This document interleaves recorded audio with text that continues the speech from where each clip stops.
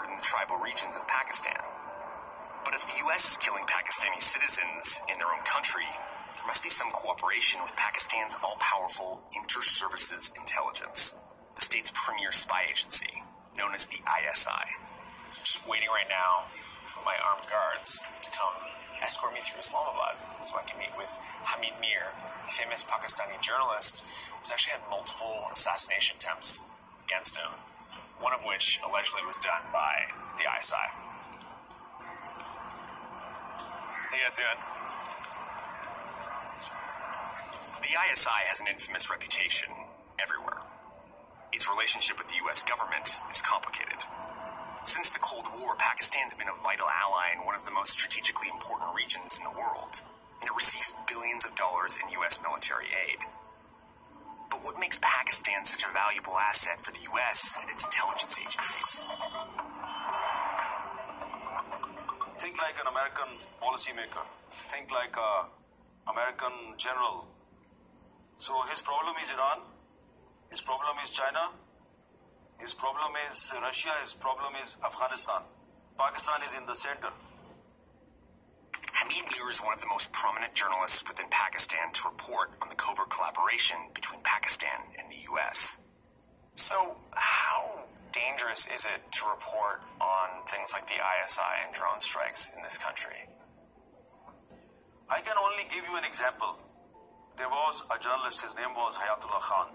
He was the one who disclosed the secret of drone strikes in Pakistan because he was living in North Waziristan and he was the one who pictured part of American missile and it was written made in USA.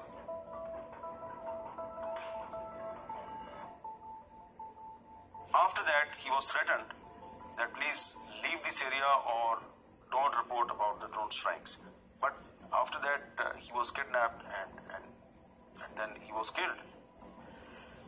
So, I mean, you were shot too. I was also shot. There are many other journalists who were also shot. So the Pakistani media is in a crossfire. So that's why now it is very difficult to report about drone strikes because we cannot go in that area. And if we have some contacts in that area and those contacts are providing information to us, so they become also vulnerable because not one, not two, not three, not Pakistani but many non-Pakistani intelligence agencies, they are listening to our phones. Everyone is listening to our phones. We are exposed to everyone. So we are not safe.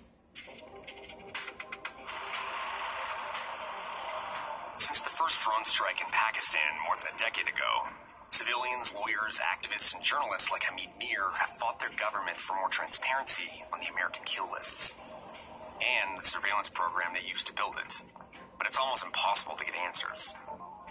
Mohammad Nafis Zakaria is the face of Pakistan's Foreign Office, the equivalent of the U.S. State Department.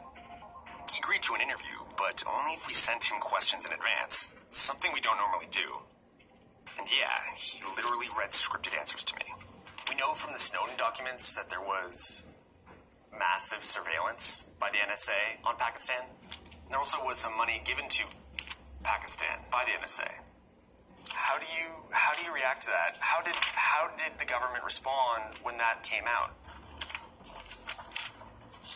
Well, I think when this issue came up of surveillance in 2014, actually we immediately sought explanation from US over these reports, and we actually asked to respect the privacy of our citizens. And I think we also made them realize that this was against the spirit of friendship to subject a friendly country citizen to surveillance. How does Pakistan reconcile the illegal spying and drone strikes within its territory by the U.S. and then also have a security relationship with them and a diplomatic relationship with them?